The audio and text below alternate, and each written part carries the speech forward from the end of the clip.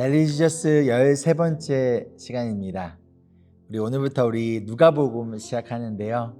여러분들 준비되셨나요? 우리 먼저 누가복음의 저자는요, 바로 누가입니다. 이 누가는 사도 바울의 선교 팀원 중에 한 명이었는데요. 안디옥 출신이고 직업은 의사였습니다. 누가는 신약 성경 중에서 유일하게 이방인이었어요. 누가복음 1장 1절을 보면요, 이 누가복음의 목적이 바로 데오빌로에게 예수님을 소개하기 위해서라는 것을 우리 알려주고 있습니다. 이 또한 데오빌로뿐만 아니라 데오빌로와 같은 이방인들에게 예수님을 전하기 위해서 누가는 이 누가복음을 썼습니다. 누가복음은 마태복음과 마찬가지로 예수님의 탄생 이야기를 전하고 있는데요, 조금 다른 특징을 가지고 있어요. 우선 세례 요한의 탄생에 대해서 이야기를 하고, 그 다음에 천사가 마리아에게 찾아가서 예수님의 탄생을 알리는 장면이 나옵니다. 그리고 마리아가 세례 요한의 어머니인 엘리사벳과 친척 관계라는 사실을 소개한 다음에 2장에서 예수님이 어떻게 베들레헴에서 태어나게 되셨는지를 알려주고 있습니다. 우리 예수님과 세례 요한의 탄생을 소개한 누가는 예수님이 광야에서 세례 요한에게 세례를 받으신 사건을 보여주고, 마리아의 남편 요셉의 족보를 소개하며 예수님이 바로 다윗의 자손이라는 것을 알려주고 있습니다. 자, 그럼 오늘 말씀 우리 누가복음 1장부터 4장까지 우리 함께 읽을 텐데요. 여러분 준비되셨나요? 1장 1절입니다. 우리 가운데서 일어난 일들에 대하여 차례대로 이야기를 엮어내려고 손을 댄 사람이 많이 있었습니다. 그들은 이것을 처음부터 말씀의 목격자요 전파자가 된 이들이 우리에게 전하여 준 대로 엮어냈습니다. 그런데 존귀하신 데오빌로님, 나도 모든 것을 시초부터 정확하게 조사하여 보았으므로 가깝게 그것을 순서대로 써드리는 것이 좋겠다고 생각하였습니다. 이리하여 각각께서 이미 배우신 일들이 확실한 사실임을 아시게 되기를 바라는 바입니다. 유대왕 헤롯 때 아비야 조에 배속된 제사장으로서 사가랴 하는 사람이 있었다. 그의 아내는 아론의 자손인데 이름은 엘리사벳이다. 그 두 사람은 다 하나님 앞에서 의로운 사람이어서 주님의 모든 계명과 규율을 흠잡을 데 없이 잘 지켰다. 그런데 그들에게는 자녀가 없었다. 엘리사벳이 임신을 하지 못하는 여자이고 두 사람은 다 나이가 많았기 때문이다. 사가랴가 자기 조의 차례가 되어서 하나님 앞에서 제사장의 직분을 담당하게 되었다.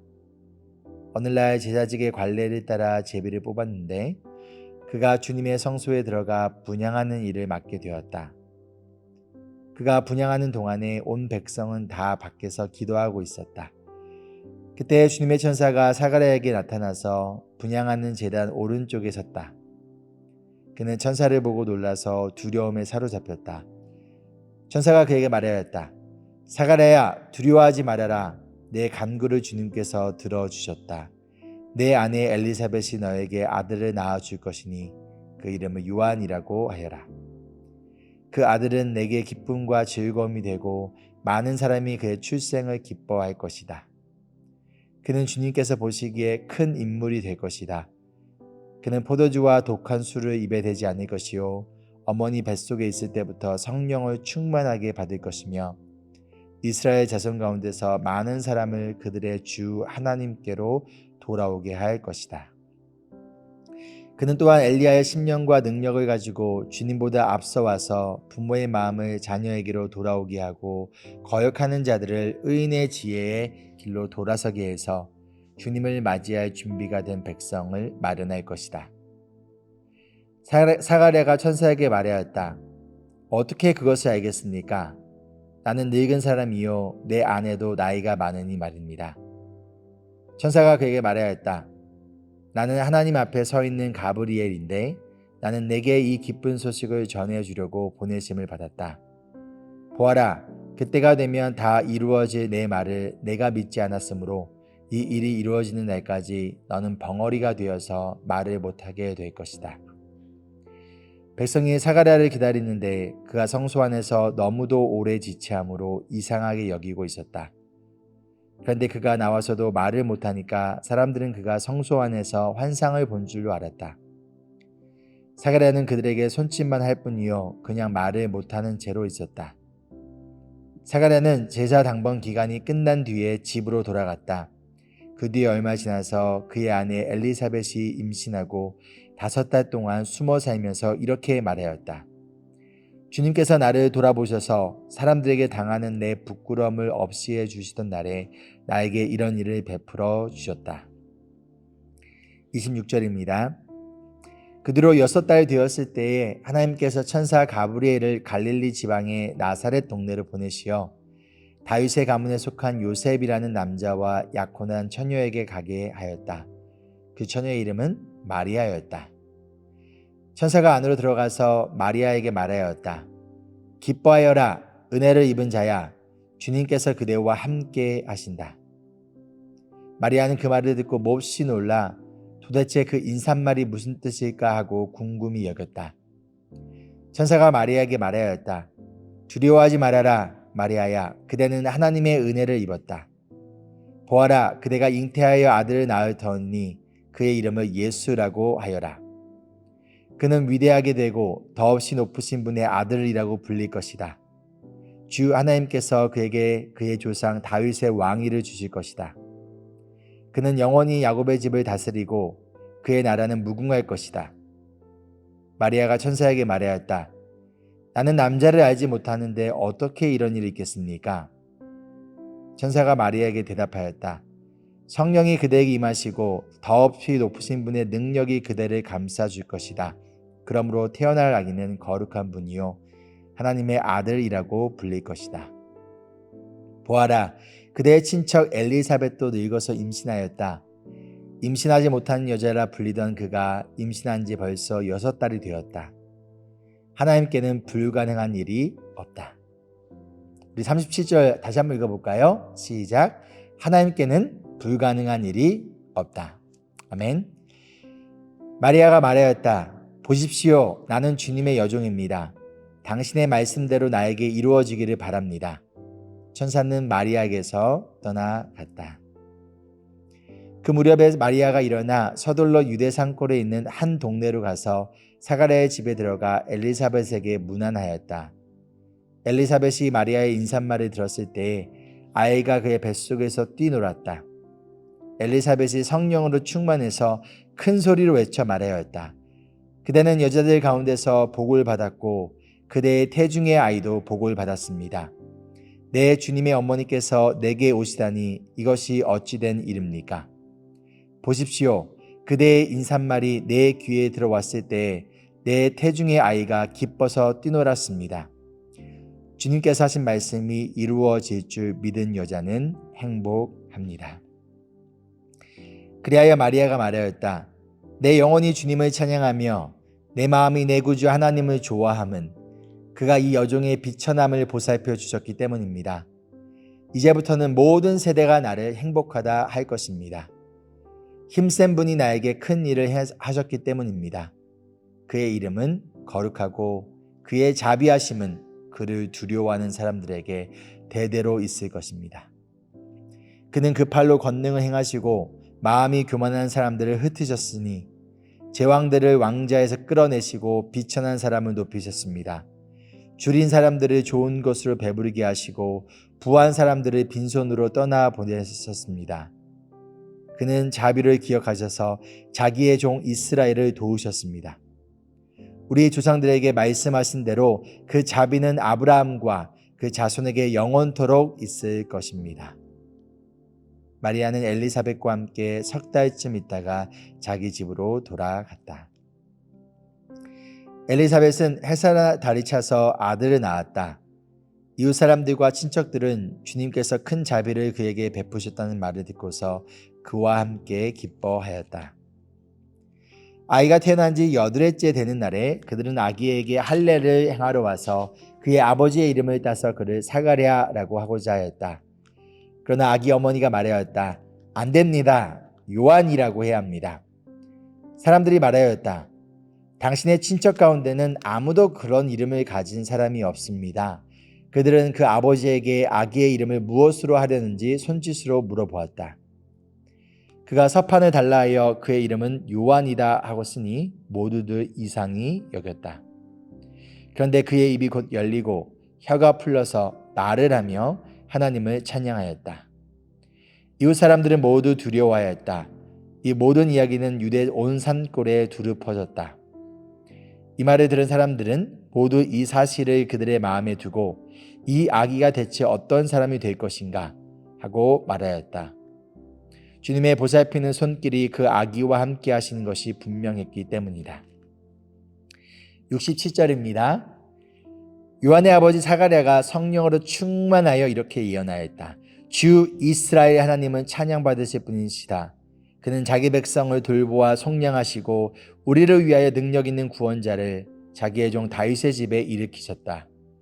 예로부터 자기의 거룩한 예언자들의 입으로 주님께서 말씀하신 대로 우리를 원수들에게서 구원하시고 우리를 미워하는 모든 사람들의 손에서 건져내셨다.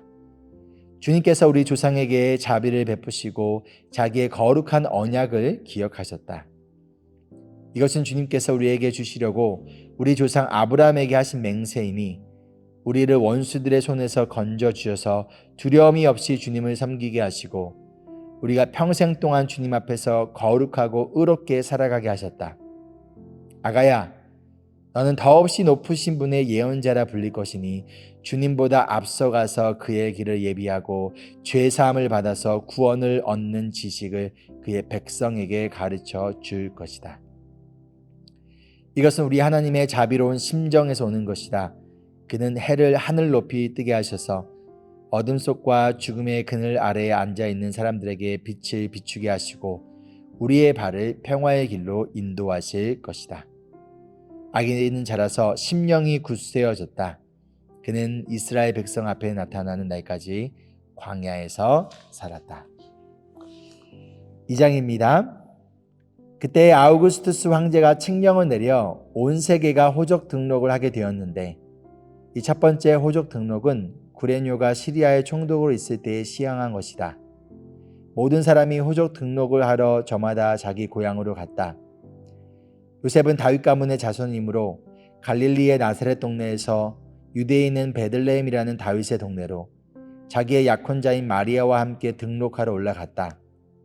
그때 마리아는 임신 중이었는데 그들이 거기에 머물러 있는 동안에 마리아가 해산할 날이 되었다. 마리아가 첫 아들을 낳아서 포대기에 싸서 구유에 눕혀두었다. 여관에는 그들이 들어갈 방이 없었기 때문이다.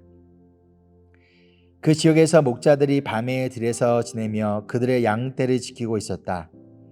그런데 주님의 한 천사가 그들에게 나타나고 주님의 영광이 그들을 두루 비치니 그들은 몹시 두려워하였다.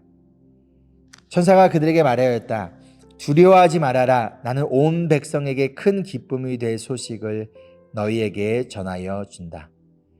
오늘 다윗의 동네에서 너희에게 구주가 나셨으니 그는 곧 그리스도 주님이시다. 너희는 한 갓난아기가 포대기에 쌓여 구유에 뉘어 있는 것을 볼 터인데 이것이 너희에게 주는 표징이다. 갑자기 그 천사와 더불어 많은 하늘 군대가 나타나서 하나님을 찬양하여 말하였다. 더없이 높은 곳에서는 하나님께 영광이요 땅에서는 주님께서 좋아하신 사람들에게 평화로다. 천사들이 목자들에게 떠나 하늘로 올라간 뒤에 목자들이 서로 말하였다. 베들레헴으로 가서 주님께서 우리에게 알려주신 바 일어난 그 일을 봅시다. 그리고 그들은 급히 달려가서 마리아와 요셉과 구유에 뉘어 있는 아기를 찾아냈다. 그들은 이것을 보고 나서 이 아기에 관하여 자기들이 들은 말을 사람들에게 알려주었다. 이것을 들은 사람들은 모두 목자들이 그들에게 전해준 말을 이상히 여겼다. 마리아는 이 모든 말을 고이 간직하고 마음속에 곰곰이 되새겼다. 목자들은 자기들이 듣고 본 모든 일이 자기들에게 일러주신 그대로임을 알고 돌아가면서 하나님께 영광을 돌리며 그를 찬미하였다. 여드레가 자서 아기에게 할례를 행할 때 그 이름을 예수라고 하였다. 그것은 아기가 수태되기 전에 천사가 일러준 이름이다. 22절입니다. 모세의 법대로 그들이 정결하게 되는 날이 차서 그들은 아기를 주님께 드리려고 예루살렘으로 데리고 올라갔다. 그것은 주님의 율법에 기록된 바 어머니의 태를 처음 여는 사내의 아이마다 주님의 거룩한 사람으로 불릴 것이다 한 대로 한 것이요. 또 주님의 율법에 이르신 바 산빌두기 한 쌍이나 어린 집빌두기 2마리를 드려야 한다 한 대로 희생제물을 드리기 위한 것이었다. 그런데 마침 예루살렘에 시므온이라는 사람이 있었는데 그 사람은 의롭고 경건한 사람이므로 이스라엘이 받을 위로를 기다리고 있었고 또 성령이 그에게 임하여 계셨다. 그는 주님께서 세우신 그리스도를 보기 전에는 죽지 아니할 것이라는 성령의 지시를 받은 사람이었다. 그가 성령의 인도로 성전에 들어갔을 때에 마침 아기의 부모가 율법이 정한 대로 행하고자 하여 아기 예수를 데리고 들어왔다.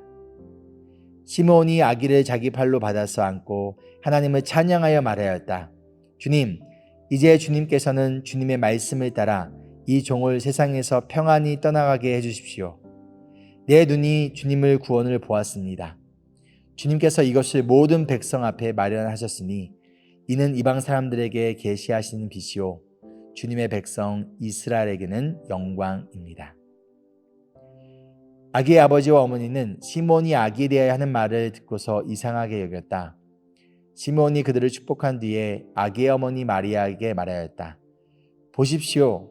이 아기는 이스라엘 가운데 많은 사람을 넘어지게도 하고 일어서게도 하려고 세우심을 받았으며 비방받는 표징이 되게 하려고 세우심을 받았습니다. 그리고 칼이 당신의 마음을 찌를 것입니다. 그리하여 많은 사람의 마음속 생각들이 드러나게 될 것입니다. 아셀 지파에 속하는 바누엘의 딸로 안나라는 여예언자가 있었는데 나이가 많았다. 그는 처녀 시절을 끝내고 7해를 남편과 함께 살고 과부가 되어서 84살이 되도록 성전을 떠나지 않고 밤낮으로 금식과 기도로 하나님을 섬겨왔다. 바로 이때 그가 다가서서 하나님께 감사를 드리고 예루살렘의 구원을 기다리는 모든 사람에게 이 아기에 대하여 말하였다. 아기의 부모는 주님의 율법에 규정된 모든 일을 마친 뒤에 갈릴리의 자기네 고향 동네 나사렛에 돌아왔다. 아기는 자라나면서 튼튼해지고 지혜로 가득 차게 되었고 또 하나님의 은혜가 그와 함께 하였다. 41절입니다. 예수의 부모는 해마다 6월절에 예루살렘으로 갔다. 예수가 12살이 되는 해에도 그들은 절기 관습을 따라 6월절을 지키러 예루살렘에 올라갔다. 그런데 그들이 절기를 마치고 돌아올 때에 소년 예수는 예루살렘에 그대로 머물러 있었다. 그의 부모는 이것을 모르고 일행 가운데 있으려니 생각하고 하룻길을 갔다. 그 뒤에 비로소 그들의 친척들과 친지들 가운데서 그를 되찾았으나 찾지 못하여 예루살렘으로 되돌아가서 찾아다녔다. 사흘 뒤에야 그들은 성전에서 예수를 찾아냈는데 그는 선생들 가운데 앉아서 그들의 말을 듣기도 하고 그들에게 묻기도 하고 있었다. 그의 말을 듣고 있던 사람들은 모두 그의 슬기와 대답에 경탄하였다. 그 부모는 예수를 보고 놀라서 어머니가 예수에게 말하였다. 얘야, 이게 무슨 일이냐? 내 아버지와 내가 너를 찾느라고 얼마나 애를 태우는지 모른다. 예수가 부모에게 말하였다. 어찌하여 나를 찾으셨습니까? 내가 내 아버지의 집에 있어야 할 줄을 알지 못하셨습니까? 그러나 부모는 예수가 자기들에게 한 그 말이 무슨 뜻인지를 깨닫지 못하였다. 예수는 부모와 함께 내려가 나사렛으로 돌아가서 그들에게 순종하면서 지냈다. 예수의 어머니는 이 모든 일을 마음에 간직하였다. 예수는 지혜와 키가 자라고 하나님과 사람에게 더욱 사랑을 받았다. 3장 말씀입니다. 디베르 황제가 왕위에 오른 지 15째 해에 곧 빈디오 빌라도가 총독으로 유대를 통치하고 헤롯이 분봉왕으로 갈릴리를 다스리고 그의 동생 빌립이 분봉왕으로 이두레와 드라고니 지방을 다스리고 루사니아가 분봉왕으로 아빌레네를 다스리고 안나스와 가야바가 대제사장으로 있을 때에 하나님의 말씀이 광야에 있는 사가랴의 아들 요한에게 내렸다. 요한은 요단강 주변 온 지역을 찾아가서 죄사함을 받게 하는 회개의 세례를 선포하였다. 그것은 이사야의 예언서에 적혀있는 대로였다. 광야에서 외치는 이의 소리가 있다. 너희는 주님의 길을 예비하고 그 길을 곧게 하여라. 모든 골짜기는 메우고 모든 산과 언덕은 평평하게 하고 굽은 것은 곧게 하고 험한 길은 평탄하게 해야 할 것이니 모든 사람이 하나님의 구원을 보게 될 것이다. 요한은 자기에게 세례를 받으러 나오는 무리에게 말하였다.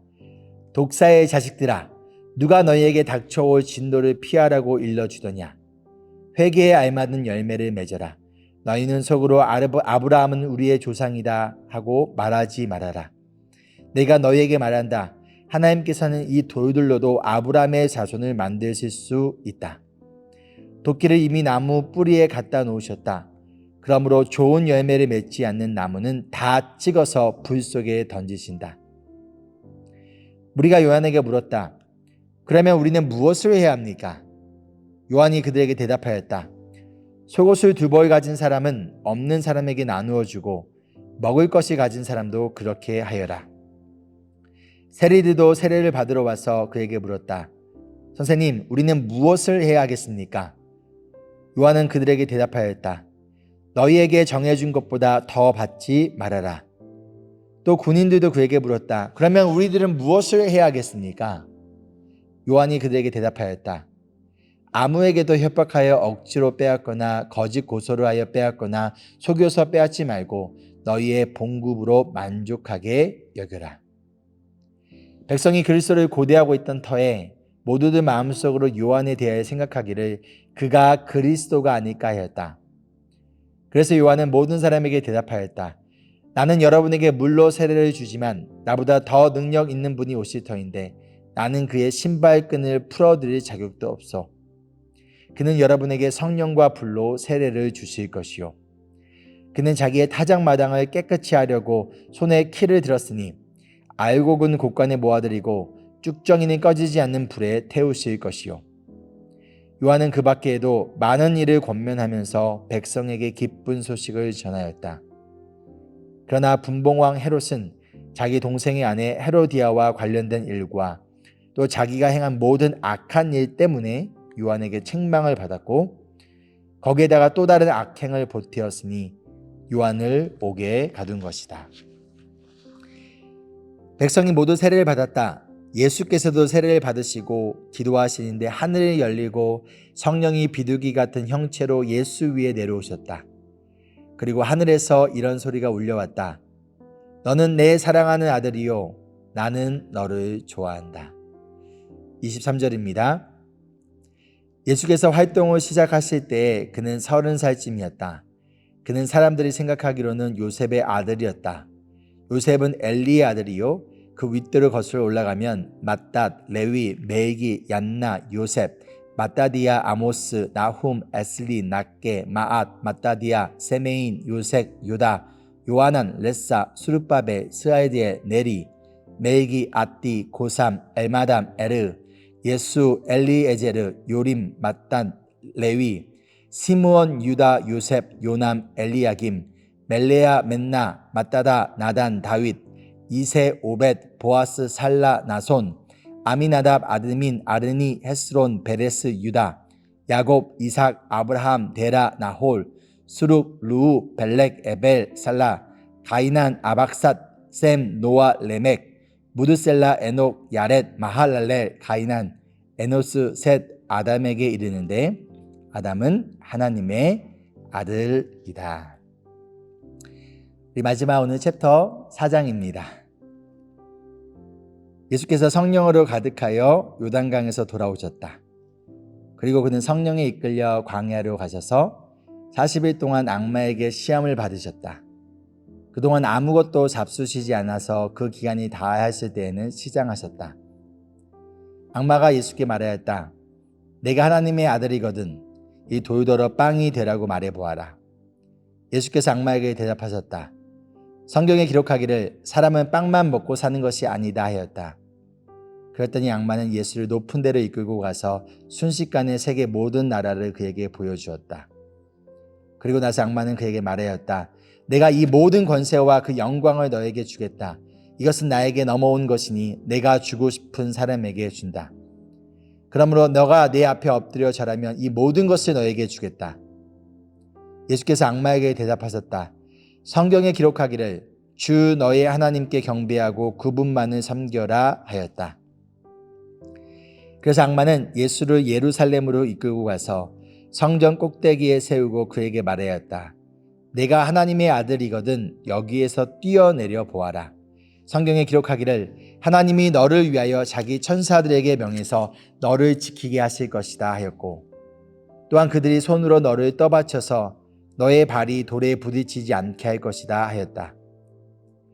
예수께서 악마에게 대답하셨다. 성경에 기록하기를 주 너의 하나님을 시험하지 말아라 하였다. 악마는 모든 시험을 끝마치고 물러가서 어느 때가 되기까지 예수에게서 떠나 있었다. 예수께서 성령의 능력을 입고 갈릴리로 돌아오셨다.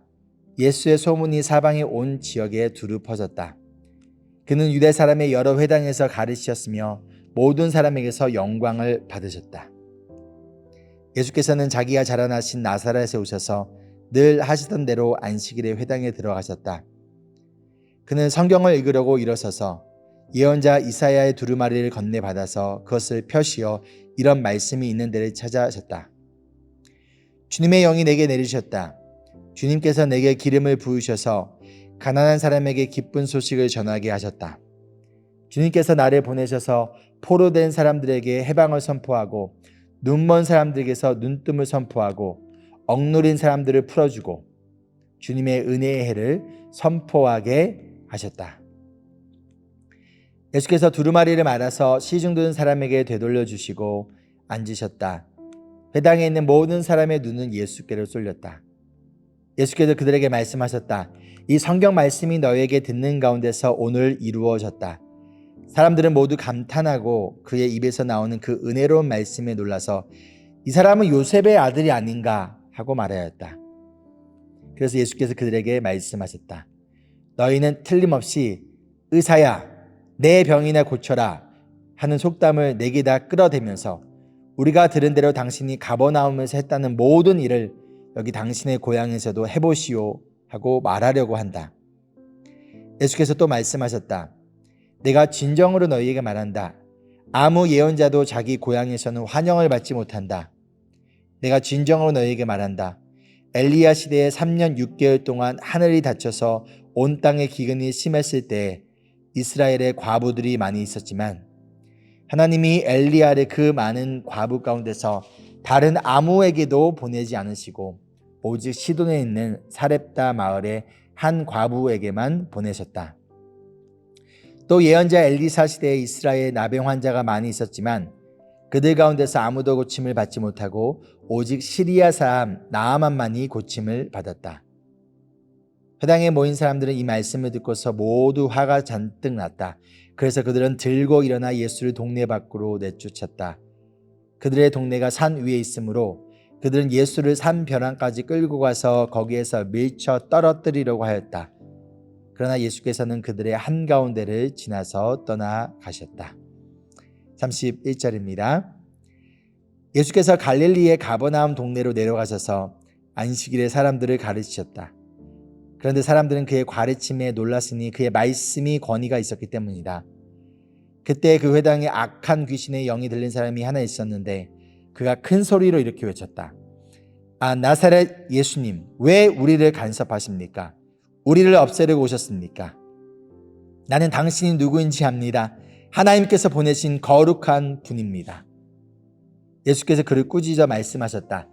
입을 닥치고 그 사람에게서 나가라.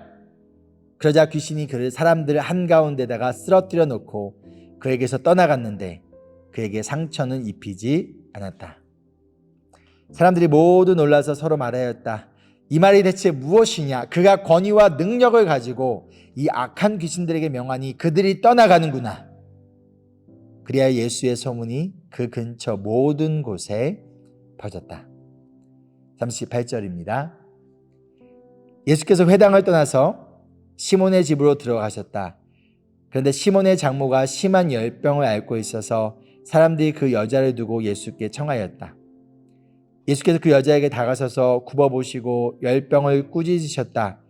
그러자 열병이 물러가고 그 여자는 곧 일어나서 그들에게 시중을 들었다. 해가 질 때 사람들이 온갖 병으로 앓는 사람들을 다 예수께로 데려왔다. 예수께서는 한 사람 한 사람에게 손을 얹어서 고쳐주셨다. 또 귀신들도 많은 사람에게서 떠나가며 소리를 질렀다. 당신은 하나님의 아들입니다. 그러자 예수께서는 꾸짖으시며 귀신들이 말하는 것을 허락하지 않으셨다. 그들은 그가 그리스도임을 알았기 때문이다. 날이 새니 예수께서 나가셔서 외딴 곳으로 가셨다.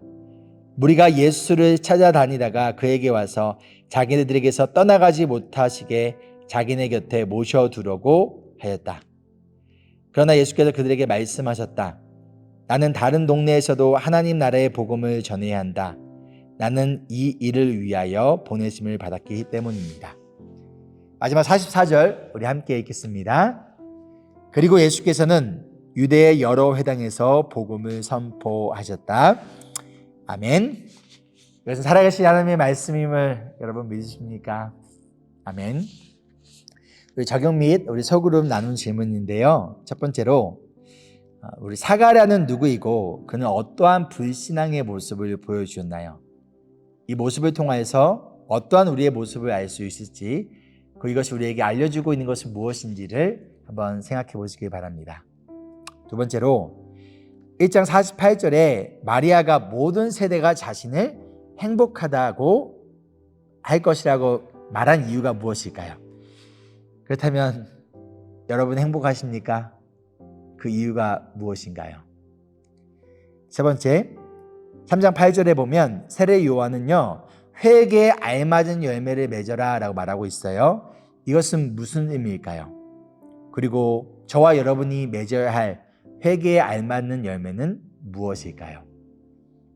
네 번째, 예수님이 시험을 받으셨지만 이기신 것처럼 우리가 2024년을 살아가며 우리가 받게 되는 여러 가지 사탄의 영적 공격과 여러 가지 시험 가운데서 우리가 그 시험을 이길 수 있는 비결은 무엇일까요?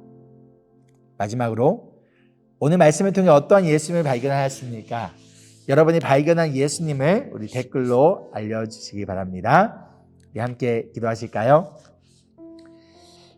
사랑과 은혜가 풍성하신 주님, 엘리사벳에게 찾아오시고 마리아에게 찾아오시고 또한 태문을 여셔서 세례 요한과 또 예수 그리스도를 탄생하신 하나님의 놀라우신 그 능력을 바라보며 2024년 우리가 하루하루 살아가며 세상의 능력과 세상의 지혜를 바라보고 의지하는 자들이 아니라 전능하신 하나님의 능력과 하나님의 지혜를 의지하고 바라보며 살아가는 예수님의 제자들 되어줄 수 있도록 주님 도와주시옵소서.